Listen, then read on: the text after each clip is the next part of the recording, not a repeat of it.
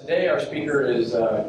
Parag Patil, and he's a neurosurgeon at University of Michigan. And I've known him for probably about 15 years now. So we've had lots of interactions and discussions over the years, and so it was really a great opportunity to invite him to come give the NP seminar this year.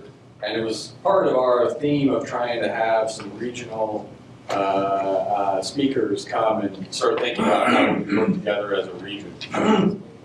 So Parag is pretty much the definition of academic pedigree. Okay, so I'll try and remember everything, but too much time in school. You can't believe it while I'm saying. So he did an EE undergrad at MIT. Then he got a Rhodes Scholar and went to Oxford to study economics. Then he did MD PhD at Johns Hopkins. Then he did his neurosurgery residency at Duke, while also doing a research fellowship in brain-machine interfacing in the nucleus. So now, the negative of doing that is that you don't actually start a real job until you're about 40 years old. So, you know, whatever. Yeah. But, you know, so now he's been at Michigan for about 10 years and has built up an amazingly impressive group of neuroengineering and clinical neuroscience.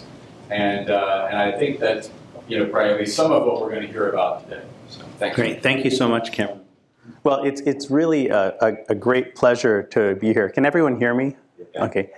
It's a great pleasure to be here. And, you know, you go and you give talks, and sometimes you look and there's kind of this audience of kind of faces, and you don't really recognize them. And then every once in a while you go to a place where you feel like you're in a room of friends. And that's one of the things that's truly wonderful about coming here today. I'm going to talk about work that we do in deep brain stimulation, and particularly some of the perhaps not so scientifically interesting, but what I think are clinically extremely important questions that apply to DBS, but also apply to other areas like neuroprosthetics. And I entitled the talk Vive la différence because, in fact, we're all different, and our brains are all different. And if we want to build successful neural interfaces, whether to treat disease or to cure paralysis, we need to understand and appreciate the differences between our brains and the way our brains work individually, but also focus on what brings us together collectively in terms of how things function, so we can build on principles that we derive from our understanding of the brain. I didn't know if this is a CME thing, but I've CME Disclosures. I'm not a very successful consultant yet, but hopefully that will change and improve my academic monetary situation. But let me share with you two patients with tremor. First of all, how many of you are MDs? Okay, how many of you are PhD? I guess the rest of you. How many are graduate students? Okay, perfect, wonderful. So I want you to take a look at this patient and think about how you would describe what you see in words. So this is his baseline status. He's just sitting there. And you can see that he's kind of got the shakes, and it's not because he's an alcoholic who hasn't had a drink in a while. And you can imagine how this kind of problem would affect your day-to-day living when you go to a restaurant, try to eat soup. Now let's look at a different patient, and I want you to think about what is similar and what is different about this patient.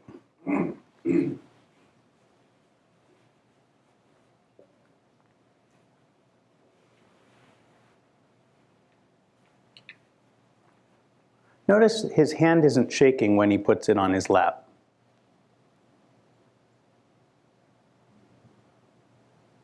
And notice how much more difficult it is for him when he's doing a task.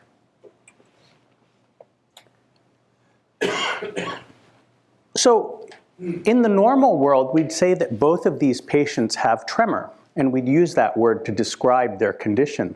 But in fact, there are many different kinds of tremor, and similarly, there are many different kinds of all of the conditions that we treat. There's rest tremor and there's action tremor. The first patient had a rest tremor. Even when they had their arms resting, there was still shaking. The second patient had an action tremor, and you could see that it got worse in posture or during kinetic function. So the first patient has Parkinson's disease, and for those of you who aren't MDs and aren't as familiar, Parkinson's disease was named after James Parkinson. He was a neurologist who worked in London, and he observed individuals walking on the street and described them.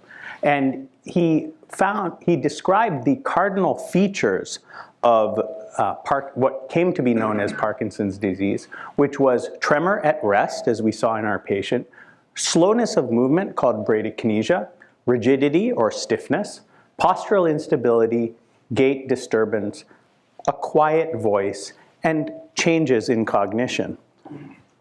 We know a lot about the pathophysiology of Parkinson's disease. On the left is a normal midbrain region, and you can see black material. That black material is polymerized dopamine, which becomes black, and hence it is called the black substance or substantia nigra. On the right, we have a patient with Parkinson's disease, and you can see the notable absence of the dopamine due to the death of the dopaminergic cells.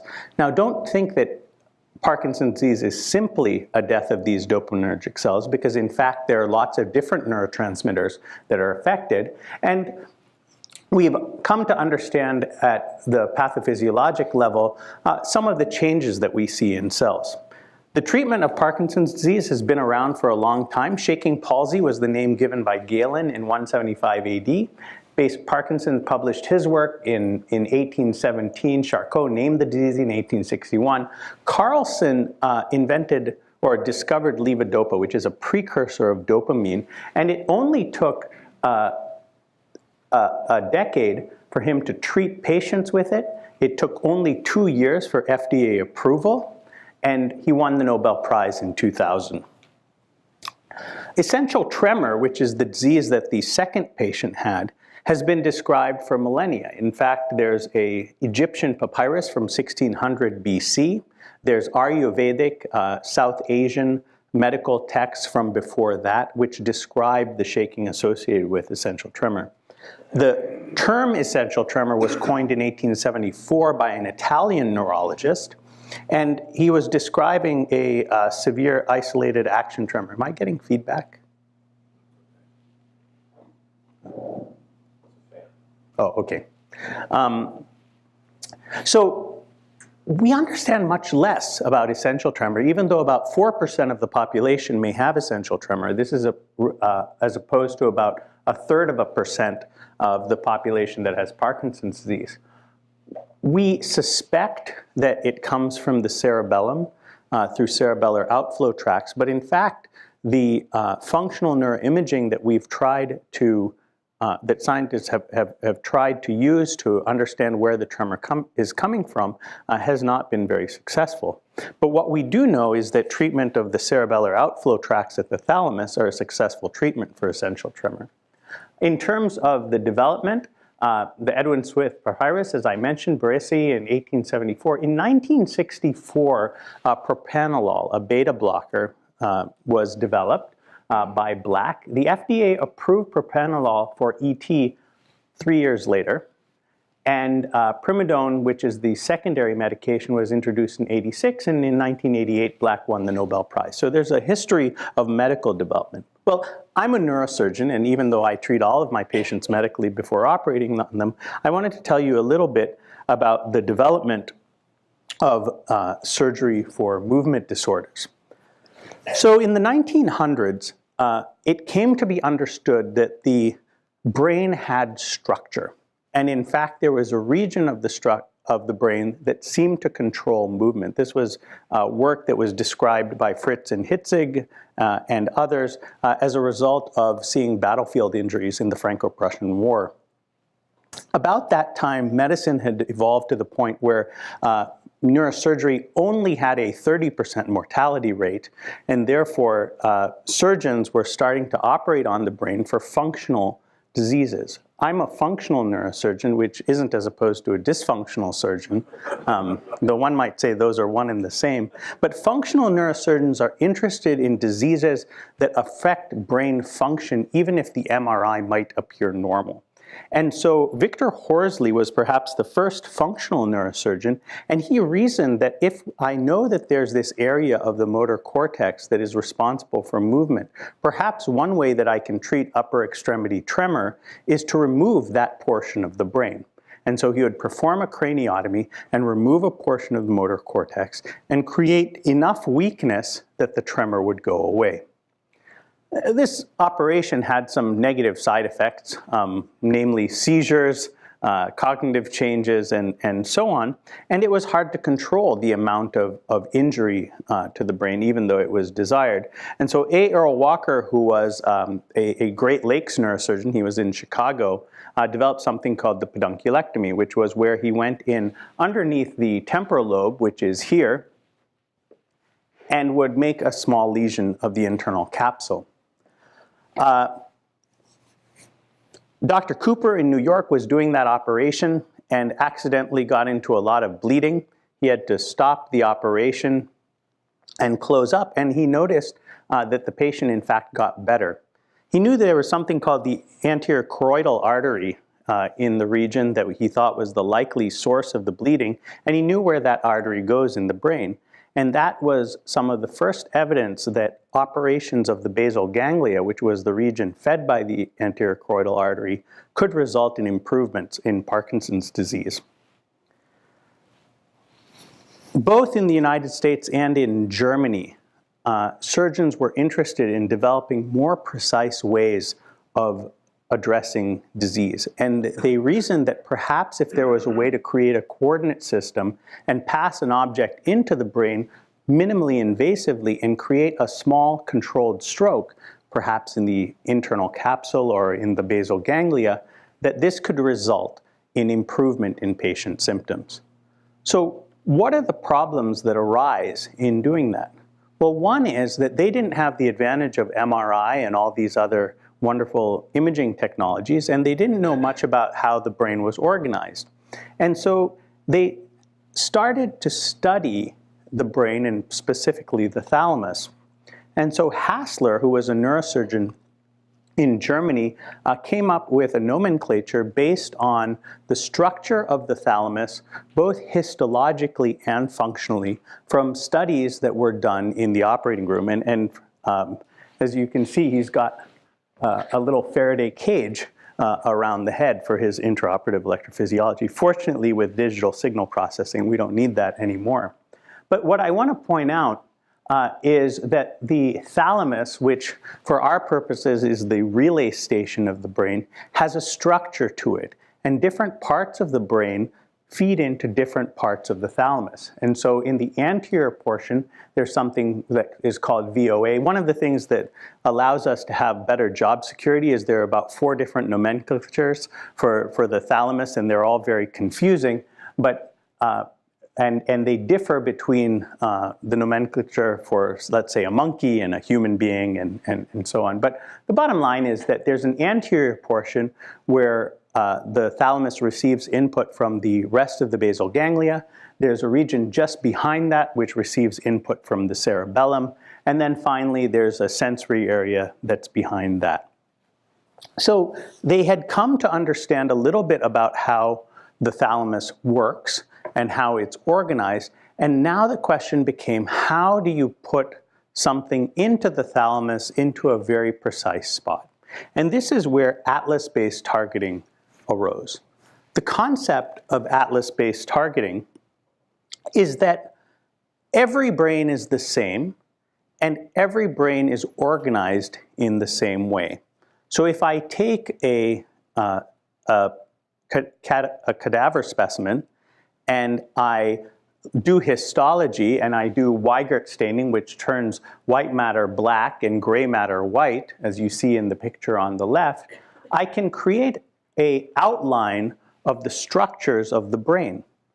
In addition, there were some structures that could be seen by the imaging of the day from outside the brain. You can actually inject air into the head and take an X-ray, and there are 2 points that become apparent. One is called the anterior commissure, and one is called the posterior commissure, and both of them are in the middle of the brain, and they could serve as kind of an origin for this coordinate system because they defined a plane and they also defined axes.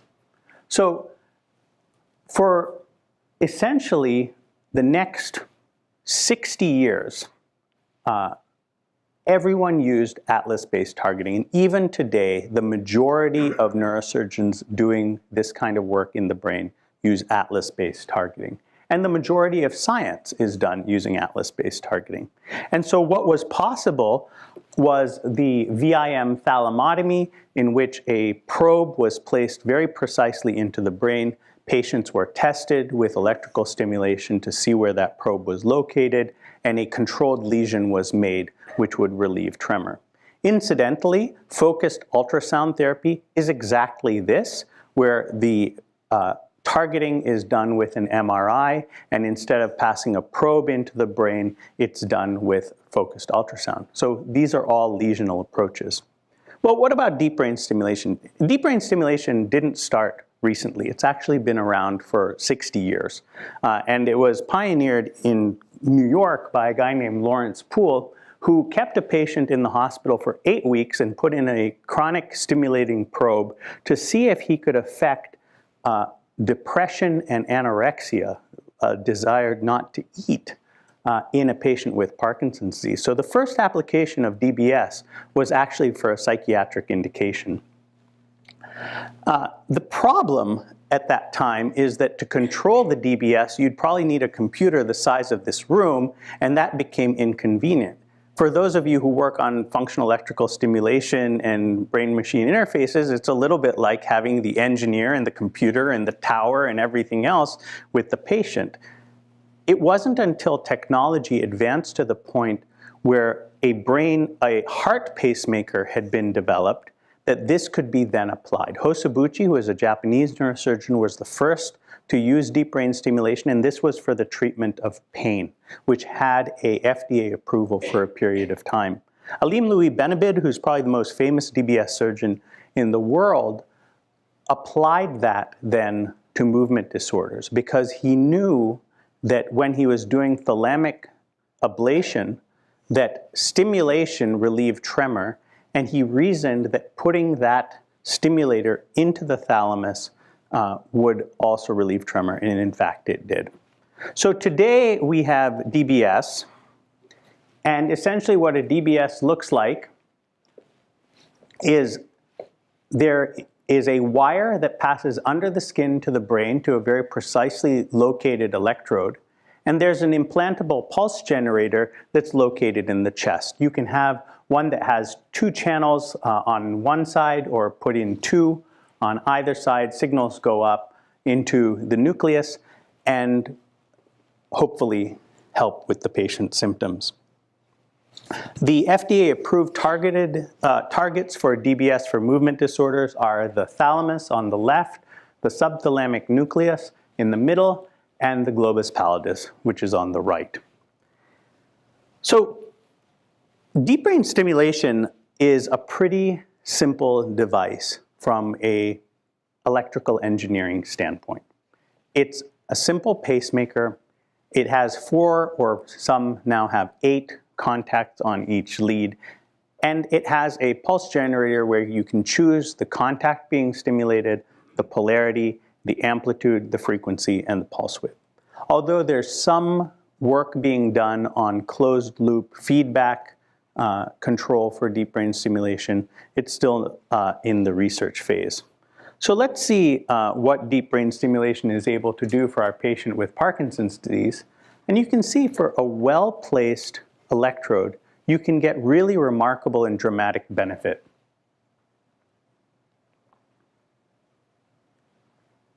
So it's incredibly gratifying as a neurosurgeon to see this because it's not only a fun surgery to do, but it's something that every week shows me that I have a skill set that is incredibly helpful to people and transforms lives in a relatively low risk way. So that's all the good news and kind of how we got here. Here's the problem. So these are the graduates of the University of Michigan. This clearly was taken on a relatively glum day because none of them seemed to be smiling. But in any case, what do you notice here? They're all graduates. They all have faces, but each face is different, individual, recognizable, but hard to describe exactly what the differences are. And our brains are exactly the same. So how are we going to do deep brain stimulation more successfully? Sometimes I joke that, the bad news with deep brain stimulation is we don't know who to operate on, we don't know where to put the electrode, we don't know when we're where we want to be, and we don't know what the outcome should be. But the good news is that it works well enough that our patients are willing to undergo the procedure and generally benefit. So to make DBS better, which is what I'm interested in, we need to more precisely localize anatomic targets. We need to know where individual contacts are. Each contact is about 1.5 millimeters in size, spaced by either 1.5 millimeters or 0.5 millimeter. And we want to know where they are in the brain with some precision. We need to account for this individual anatomic variability. I'm going to talk about some research related to that.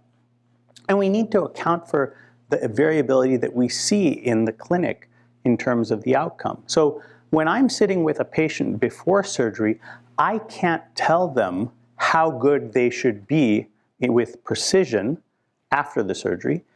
And once I'm done with the surgery, I really can't tell them if they're as good as they possibly could be. What I can tell them is that they've done well. And that's not very satisfying for the long term. We want to account for variation in stimulation strength. I can have 2 electrodes that seem to be placed in the right spot, and one patient benefits from 2 volts of stimulation and another benefits from 5 volts of stimulation. And there's an incredible difference in power and energy in those 2 settings. So let me talk about a couple of different projects that we've done to try to move in a direction of greater understanding. When I started 10 years ago, there was no way to see the target of deep brain stimulation for Parkinson's disease, the subthalamic nucleus, on MRI. Basically, all we got to see was the midbrain. So one of the first projects that we embarked on was to develop a 3 Tesla protocol to visualize the subthalamic nucleus. This is the substantia nigra, and this is the subthalamic nucleus.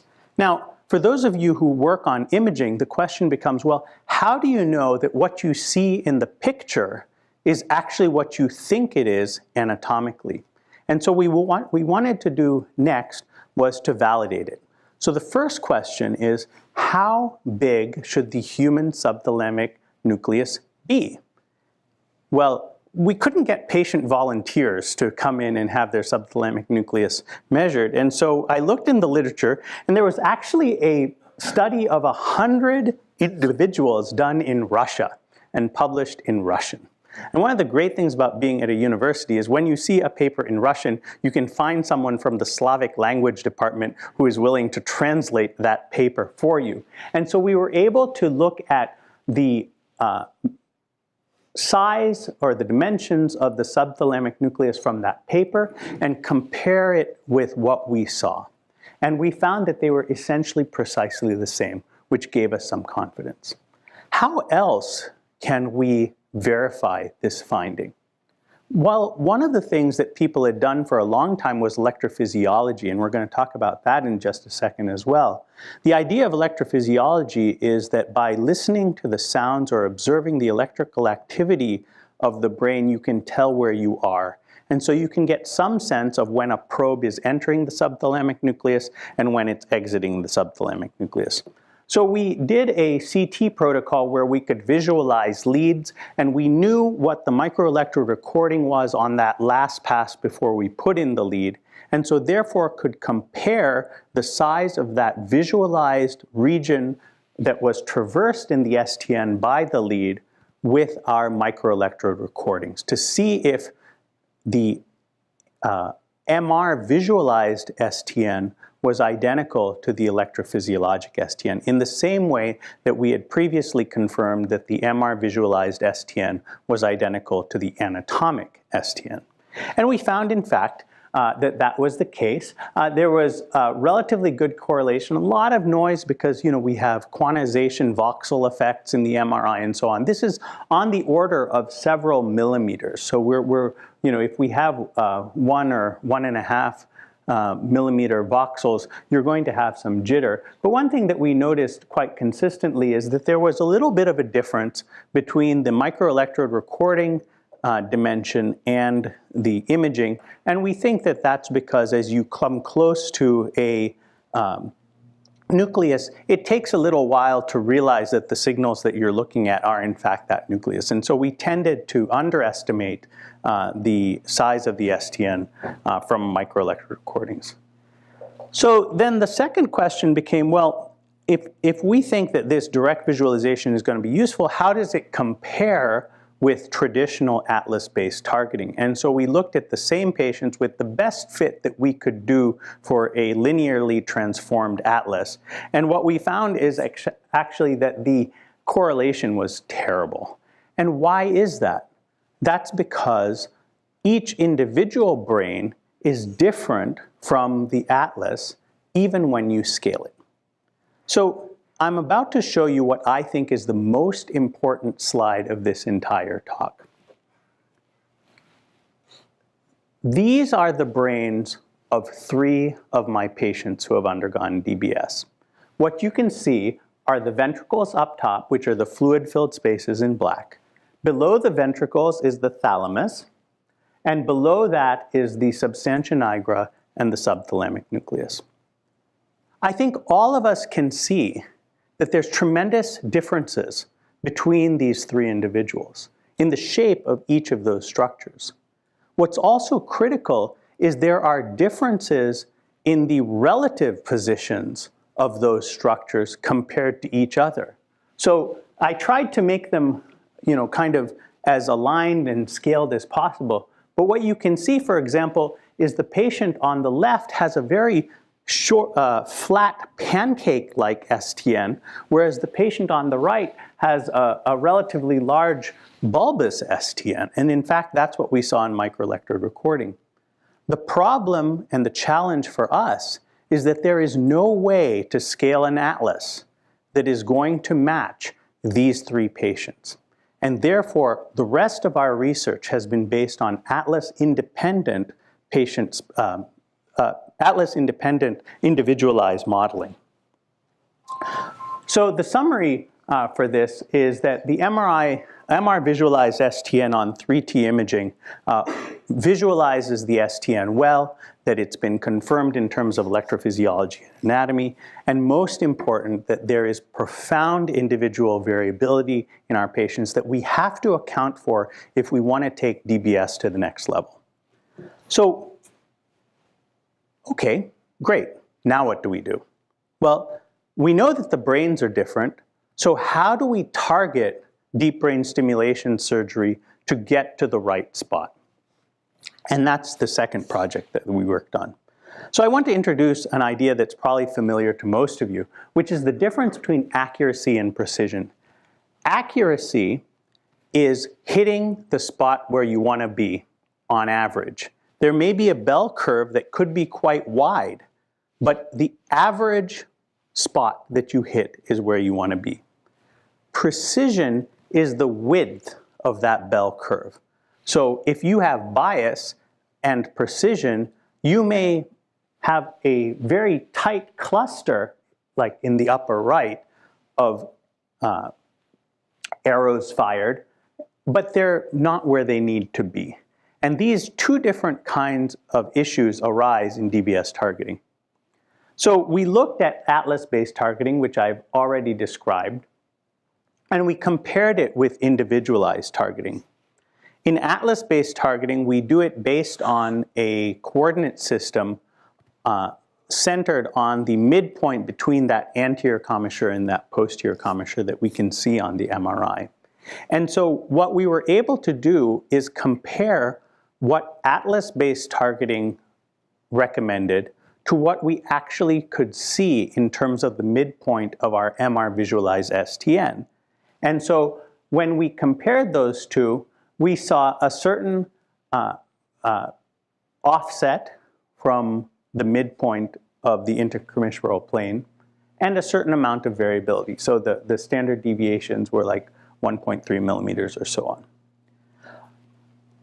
A different approach that had been published was using the red nucleus, which is another structure close to the subthalamic nucleus, and use that for targeting. The rationale of introducing that technique was that changes in the brain may occur, but that the position of the red nucleus for an individual patient would adjust for that. And so we wanted to compare these two things. And so the red nucleus targeting, the details of it aren't so important, but you kind of go a certain amount from the edge of it, a certain amount below the top of it, and so on. And what we found is that the standard deviations for that were much smaller than the standard deviations for atlas-based targeting. Hence, there was greater precision. We also looked at a large number of other variables in the brain. For example, the width of the fluid-filled spaces in the brain, the size of the head, and so on. And then we applied a regression analysis to try to optimize our equation for targeting to see if we could do even better. And what we found is the following. So in terms of the error and the variability, so each dimension is represented X, Y, and Z in black, gray, and white. The size of the bar is the error, so that's our accuracy. The size of the standard deviation is our precision. And what you could see is that the red nucleus-based targeting had improved accuracy and improved precision, and that the optimized red nucleus-based targeting, which used all these different variables, wasn't much better. And so our recommendation at the end of this study was to use the simple red nucleus-based targeting for deep brain stimulation. Okay. So now we know how to target in an individual, and we know how to see where we're going. But how do we know where we ought to be going? How do we use this information that we have to figure out what is the right place in an individual patient to put the DBS electrode? Because in DBS, millimeters matter. If you're 1 millimeter off, the patient is not going to get the same benefit as if you're on target. Well, people have been working on this problem for a long time, and one of the studies, one of the approaches would be to simply look at where the contact was based on the atlas. And this was kind of the state of the art in 2001, where you could see that the ideal contact was somewhere in the region of the subthalamic nucleus. And that was actually a really good result. The reason is that at that time, we felt kind of lucky if during our microelectrode recording, we were able to see STN-like activity. We would have to pass an electrode into the brain 5 times, perhaps, to find the STN because of this individual variability and because of inaccuracies in our imaging techniques. Some of you will recognize this figure. So this is another approach done by Butson, McIntyre, and some other people down here. And so this tried to take advantage in the atlas-based approach of where the electric field might be. And you're all familiar with these studies, but the idea was that by looking at the region of activation around the electrode and looking at outcomes, we can understand how patients are doing and why they're doing well. And so the question kind of comes up of, what is the geometric precision of this approach? And also, how does it relate in a detailed way to clinical outcomes? So let me tell you, but the big advantage of this approach is it wasn't simply using the location of the lead, but it also was incorporating the strength of stimulation into the analysis, and that was really novel. So our approach was to take advantage of the previous study that we had done. We were able to visualize with really high precision where each of these contacts was located in the brain. And so we put together a study looking at our patients, looking at 38 active contacts in 22 patients, looking at their 6-month UPDRS, which is a measure of Parkinsonian symptoms, how that changed on and off stimulation after a period of time. And so what we did is we took our MRI and we co-registered the CT to the MRI, and then we looked at how the benefits related to the location of the electrode. And there are a couple of ways to do it. One is a simple-minded way, which we did initially, which was to split our patients into a group that did well and a group that did poorly, and look at where the electrodes were in the two groups. And so what we found is that the groups that did well, their active contact, the contact being stimulated, was a little further anterior to the group that was doing less well. The other thing that we did, and this we did by simply making a ratio of the UPDRS to voltage. And we looked as you move up in the STN to see how that ratio changed, and we found that as we moved towards the top of the STN, the ratio seemed to improve. So that's all well and good. But we'd like to have a little bit more of a physiologic basis to our finding. We'd like to have it be a little bit more true to the physics of the electrophysiology and so on. And so we took advantage of another of Cameron's papers to look at kind of a relationship between the stimulus voltage and the lateral distance from the electrode. And we essentially assigned every location in the brain of each patient a score. And that score was the UPDRS improvement that we saw times the probability that a neuron in that spot would be activated at the voltage that was applied to that contact. So for example, if you have the STN and you have a lead coming down, and it takes a really high voltage for that patient to achieve therapeutic benefit, then then a broader range of points are given value. That wasn't very clear. So bottom line is that if you have a low voltage, then only the points close to your electrode get assigned. But if you have a high voltage, then a larger field gets assigned. And we could take this for each of our individual patients, and then we could also do an analysis where we average them together and create a score that was the score for our population of patients. And we would use bootstrapping to get some idea of the bounds on that. And so what we could see, and these are horizontal slices, and it's a standard heat map, so dark red is a higher score, that there was a plane that seemed to have a much higher score than others. And if we did a 3D reconstruction of the actual STN of these individual patients and the relative position compared to the midpoint of that STN, we found a very specific spot that seemed to indicate the highest UPDRS score. Now, there's nothing in our method that required it to be one spot.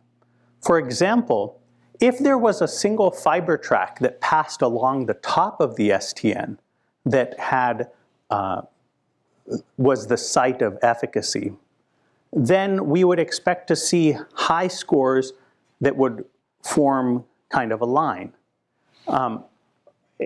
There isn't a lot that we can conclude structurally from this, because it could be a fiber tract that's simply going straight up or something like that. But what's remarkable is that we've now gone from essentially a optimal area within about a cubic centimeter to an optimal area that's within a few cubic millimeters. And so this is something that we're now looking at in terms of our outcomes.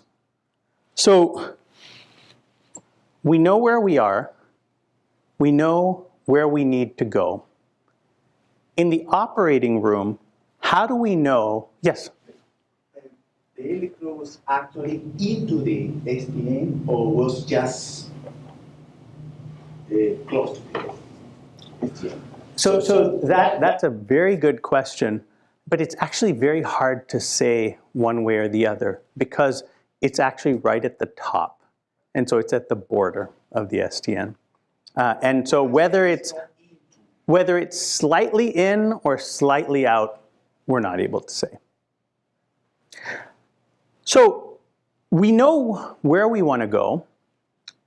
How do we know in the operating room if we're there? Well, some people think that you can do intraoperative MRI, and that will solve the problem. The challenge is that we get artifacts due to the DBS leads and so on, and even after we do MER localization, we have trouble with the targeting. And finally, that since all brains are not the same, we don't have the opportunity to test a patient who is asleep in an MRI. So we decided to try to use our electrophysiology to understand where we are. And let me talk a little bit about intraoperative MER mapping. So I had alluded to this before, but basically what happens in microelectrode recording is that we pass a probe through the brain. And it's a little bit like listening to a radio station. You know, if you're in downtown Detroit, you might hear hip hop. You get out into the suburbs, you start hearing top 40. You're headed towards Tennessee and you start hearing country. And when you end up in Texas, all the music turns into Spanish. And so by knowing what you're listening to, you can figure out where you are. And that's how microelectrode recording works. And there are different patterns of stimulation. And if you have a trained electrophysiologist who actually can standing next to a surgeon, you can understand where you are. But it takes a lot of training to do that. And so our hope was to employ signal processing and a study to automate this process, hopefully allowing surgeons in the community to do as good a job with microelectrode recording as we do. So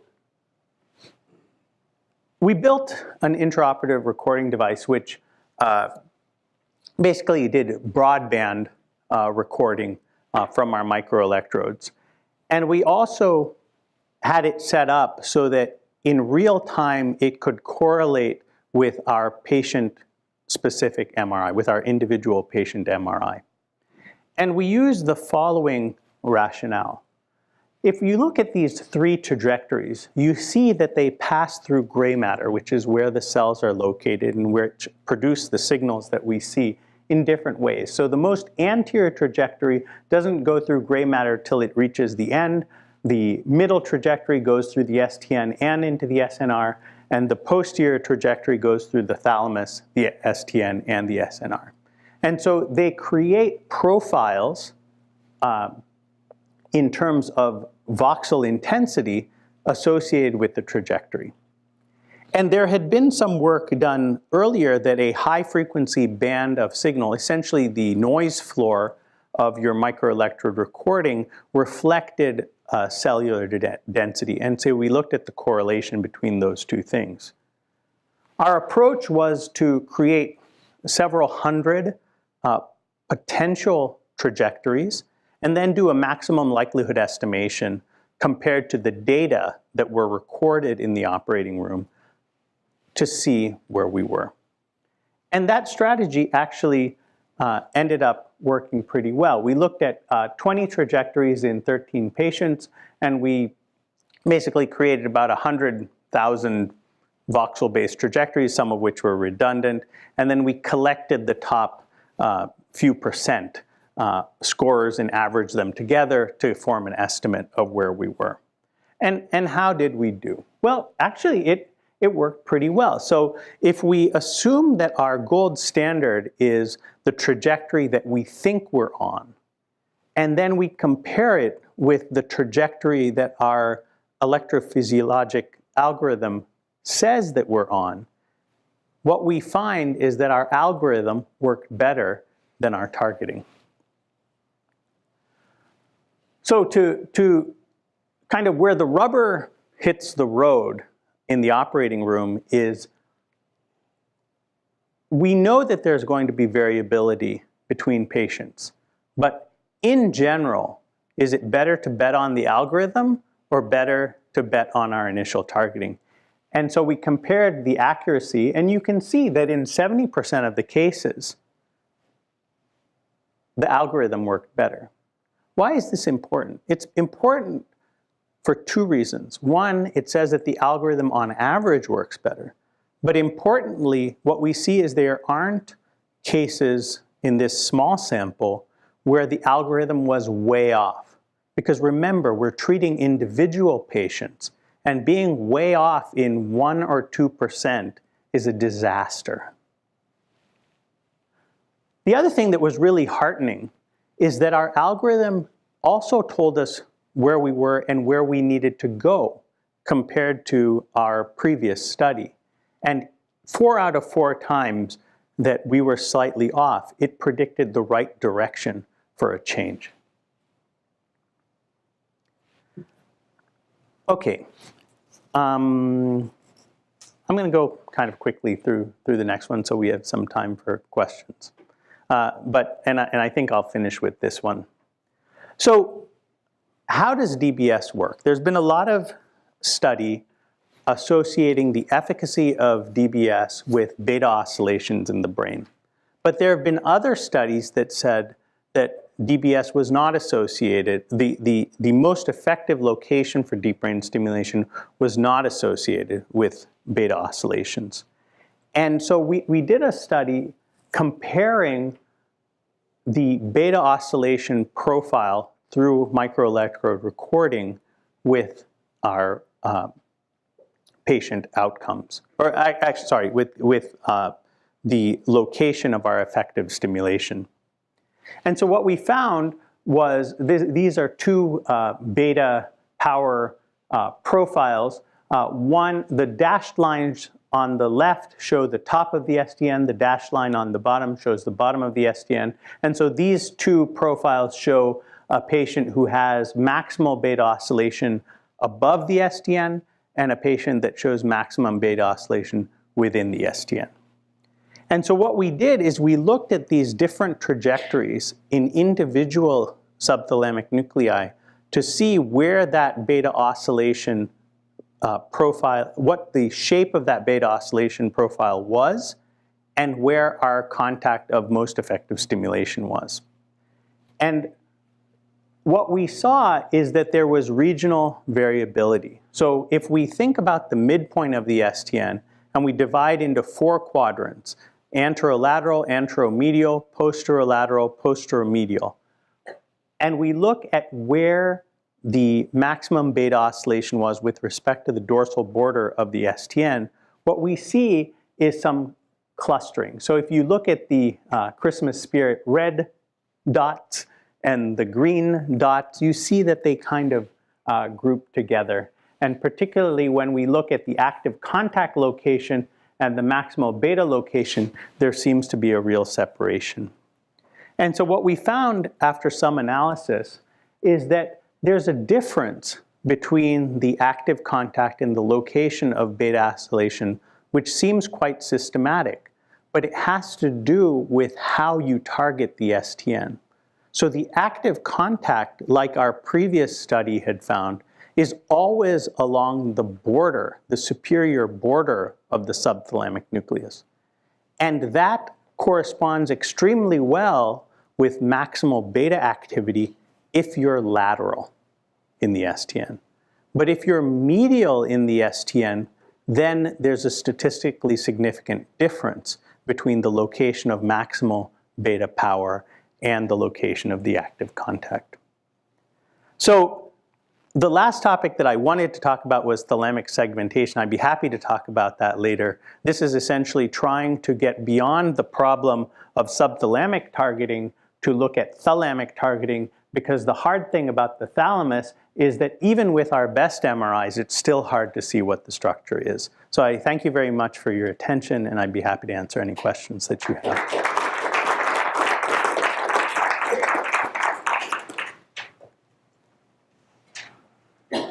So it looks like the location. Okay.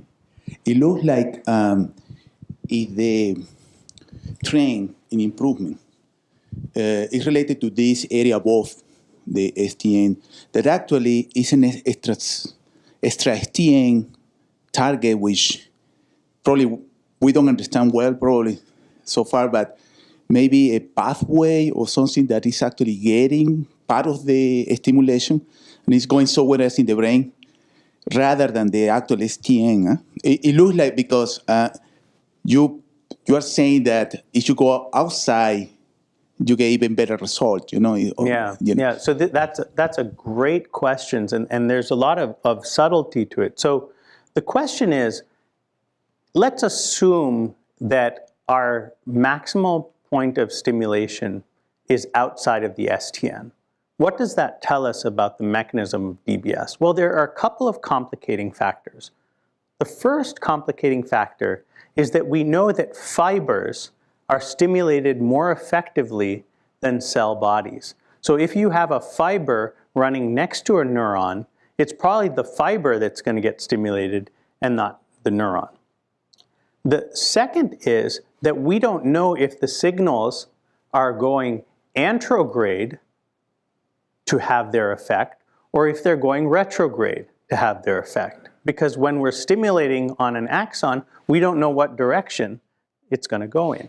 And so what this finding has done, and it's consistent with other findings and conclusions that people have had, is it's now posed another set of questions. And perhaps with 7T diffusion tensor weighted imaging, we'll be able to come to some understanding by understanding the difference between the hyperdirect. So there's a large body of literature now looking at how fibers go into the STN from, let's say, the motor cortex.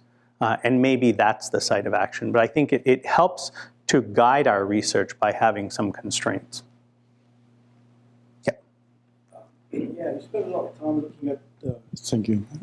Looking at the precision of the location, the electrode relative to the STN. But then you're telling us that there are many other pathways that are different locations that could be of importance. And also, it's not so clear how to affect the symptoms of the patient. I mean, the functional outcome is really what should guide the precision. Yeah. So you could comment on that? Yeah, sure. So more great questions. So I've made a claim that precision is important in DBS, but there's the possibility that a pathway is what's being stimulated. Now, if you believe our analysis where we find a single spot instead of a kind of range of area, it suggests that there's a spot. You know, maybe it's a cluster of neurons on the STN, or maybe it's where the hyperdirect pathway comes in. One of the major limitations of the study is that we can only look where we've put the electrode. And we only put the electrode where we think the electrode is supposed to go. So if there's another spot a centimeter away that actually would be better, we'll never find that using the techniques that we're using, because still our aim is good enough as opposed to the best possible spot. And so the answer is, I think that precision is going to be very important, but as we understand the mechanisms of DBS better, we'll be able to have greater accuracy in addition to the precision. So maybe more generally, I'd love to get your perspective, and I think it would be really helpful to, the engineers in the audience to kind of hear your thoughts on I would call it a transition that's kind of going on in stereotactic neurosurgery from empirical based, targeting and evaluation and planning to something that might be reliant on, kind of algorithms and taking the human out of the process. Mm-hmm. And so, from the surgical perspective, how do you see that evolving? What are the things that the engineering community needs to do to convince the clinical community that this is the way to do it as opposed to the old way or vice versa? And, kind of walk us through the thought process of how does an engineering algorithm actually get accepted and implemented in clinical practice? Yeah. So this is like so many things where science meets politics. And in fact, technology has been supplanting clinical evaluation for a long time. Look at MRIs, right? How many neuro-ophthalmologists diagnose the locations of brain tumors today? Whereas that was the dominant feature of their practice 30 years ago. The fact is that it's obvious that MRIs are faster, simpler, more precise, and safer than other more invasive tests. I think the greater challenge is that communities tend to follow fashion. And there's confirmation bias, so that if you just know that the STN works by, if DBS, you just know that DBS works by reducing the activity of the STN, well, then you're going to see all the data that support that hypothesis. And so I think that what my hope is that by collaboration between the neurosurgery community and the engineering community, like what you have here at CASE, you're very lucky to have that you'll be able to have advocates in the neurosurgery community to advocate for the engineering as long as the data that you provide show clear superiority in terms of the approach.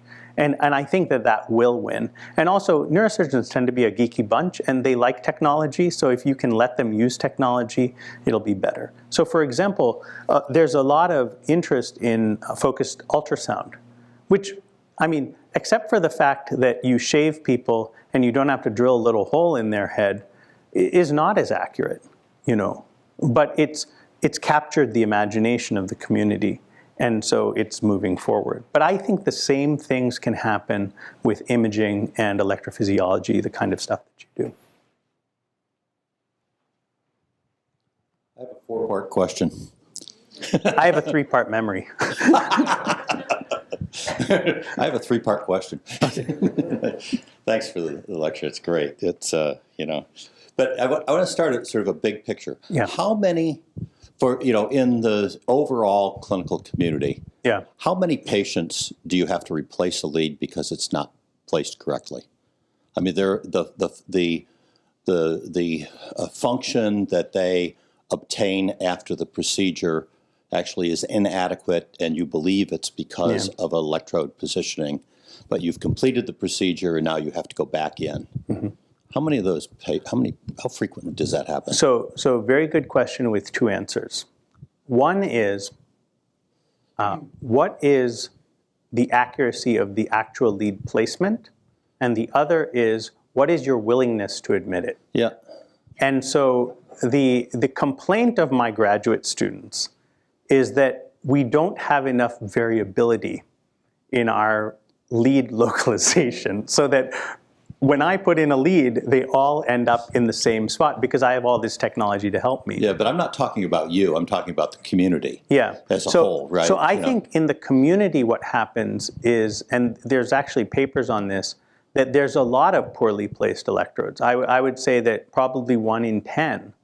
But the ability to recognize that you've placed a lead poorly is just as limited as the ability to place a lead properly. And so the same group that misplaces the lead fails to recognize that the lead is misplaced. I see. And the patient's just not a respondent. The patients don't know because we don't have an objective Right. expectation for how well they should do. Yeah. They know they're doing better, but they don't think they're doing well. Okay. The question I want to ask, and I'll ask you, later because Yeah. we're sitting down, another detailed question. But Yeah. if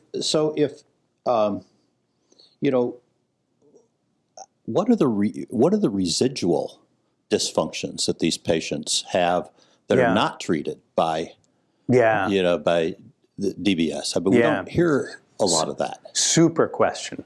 So the simple-minded approach for DBS is like electrical levodopa.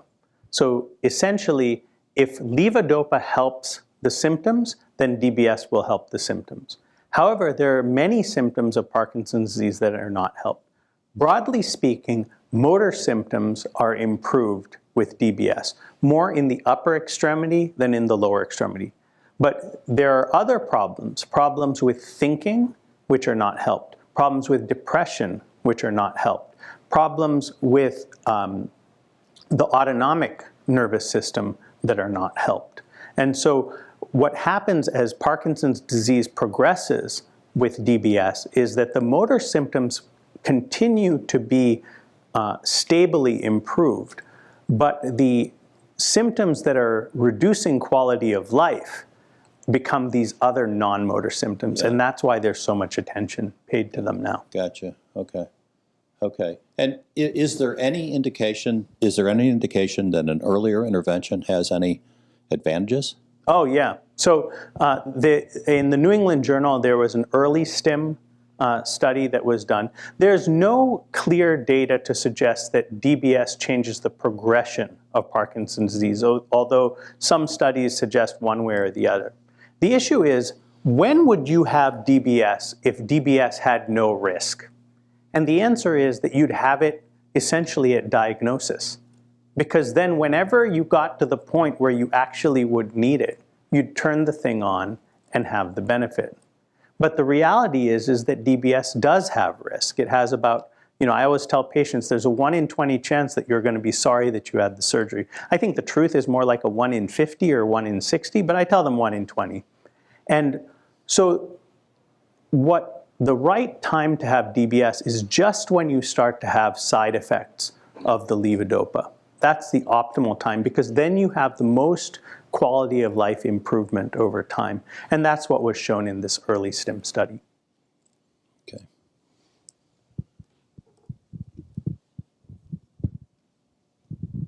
I have my other part. Nobody has a question. Great. Really? As long as you don't have a question because you understood it all and not you're sitting there scratching your head going, what on earth is he talking about? So you talked a lot about, positioning and the anatomical, the things that you can do as a surgeon, given the tool that you have, this thing that Medtronic, drops on you and says, here, use this. So what would you as a practicing surgeon really want to see the focus on? If you could change the world, is it the tool that you're using to position this really where you'd like to see the focus, or are there things in in what you're implanting that would make a difference in your life? Yeah. So the questions for me are still the same. So, I'd like to be able to choose the right patients.